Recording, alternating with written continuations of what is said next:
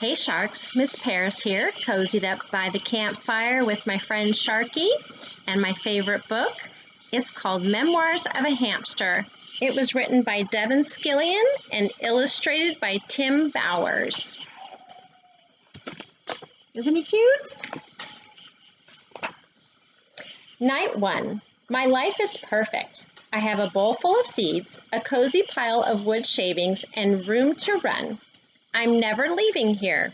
Question: who's the luckiest hamster in the world? Answer: me. Night 2. I was just telling myself, Seymour, you've got it made. When my exercise wheel was delivered, I like to work out. It's the best model around, the Fuzzy Boy 360, shiny as a new dime and as fast as lightning. I don't know how many miles I put in, but I was on that wheel all night. Night 3. It took me a while to get the hang of my new water bottle, but it's great. It's important too. A hamster needs to stay hydrated. Back to my wheel. I've got another hour to put in before daylight. Night 4. Little girl came by and gave me a kiss on the nose. Nasty. Hello, ever heard of germs? But she also gave me 2 yogurt drops. Question: what's better than a yogurt drop? Answer: 2 yogurt drops. I ate one and tucked the other in my cheek to save for later. This hamster's got it going on. Night 5. I was just climbing onto my wheel tonight when Pearl the cat came by. You know, she said, you run for miles every night, but you never leave that cage. What's it all for? I don't know, I said. It's what hamsters do. What a complete waste of time, she said. Have fun in your cage. I'm going to the sunroom. Sunroom? What's a sunroom? Night 6. Little girl woke me up to clean my cage today. She kissed me on the nose again. Barf!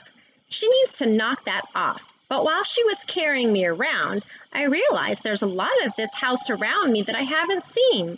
It seems to go on forever. I tried as hard as I could, but I didn't see a sunroom. Little girl gave me a yogurt drop, and I completely forgot about the sunroom.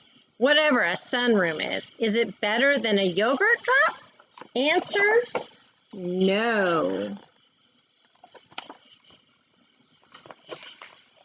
Night 7. I planned on running a marathon tonight, but my Fuzzy Boy 360 is a little squeaky.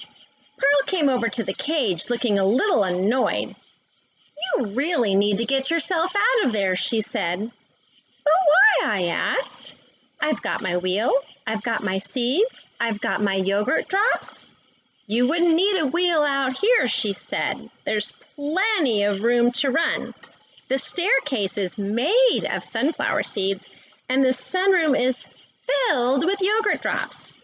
As she was walking away, she turned around and said, watch out for Hoover. Hoover? Who's Hoover? Night 8. I didn't sleep a wink all day. Little girl came by and kissed me on the nose. Yuck! Then I had a terrible workout. I just couldn't focus. I couldn't concentrate knowing what I know. Imagine, a whole staircase made of sunflower seeds? And the sunroom? Don't I deserve to be in the sunroom? Buck the dog came by to give my cage a sniff, and I said, Buck, do you like the sunroom? Big goofy Buck said, I love the sunroom. It's so shiny. And he trotted away.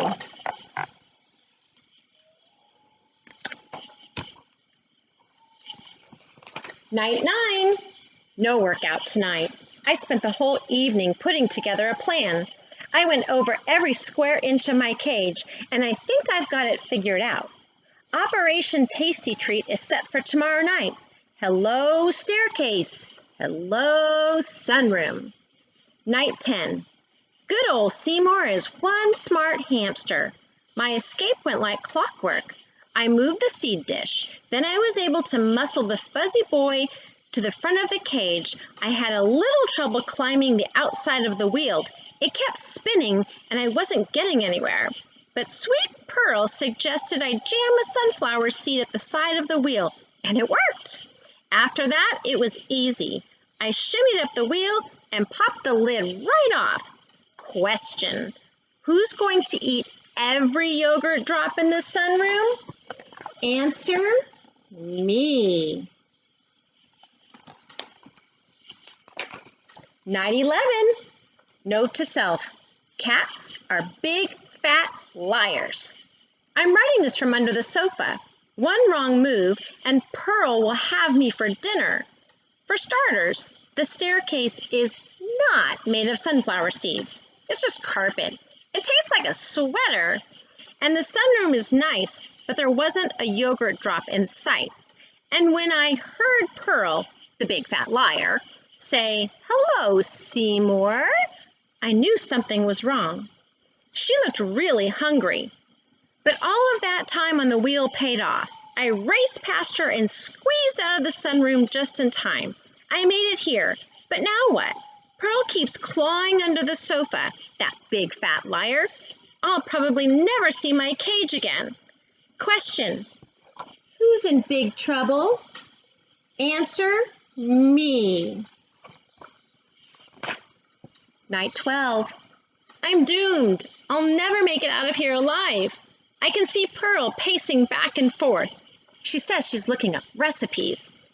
I tore the tag off the bottom of the sofa, found an old pencil, and wrote out my will.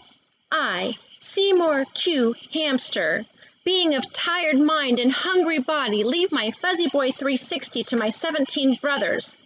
I leave my water bottle to my 22 sisters. And to my sweet mother and father, I leave 4 yogurt drops hidden under the corner of my cage. I won't be needing them. I sniffled a few times and fell asleep. Goodbye, friends. I love you all. Night 13. So hungry and tired I could barely move. I heard Pearl purring the way she does when she sleeps. It was my only chance. I tiptoed out from the back of the sofa and headed straight for my cage. I was going to make it. But suddenly there was a terrible noise. It sounded like a hurricane.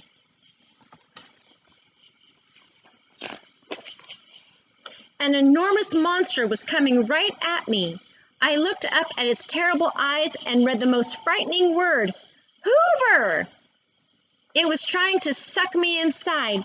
Buck heard all of the commotion and started barking like crazy. That woke up Pearl, the big fat liar, who hissed, "He's mine," and started racing right toward me. Hoover had me by the tail. Pearl was swiping at me with her claws, and Buck was howling like mad. I was a goner.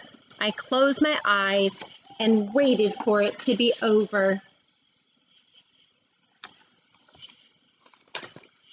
And then came the sweetest thing I've ever heard. "Seymour!" It was suddenly very quiet.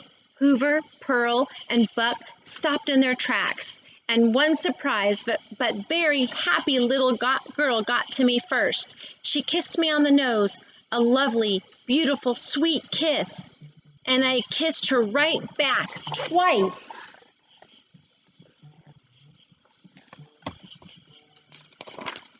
Night 14.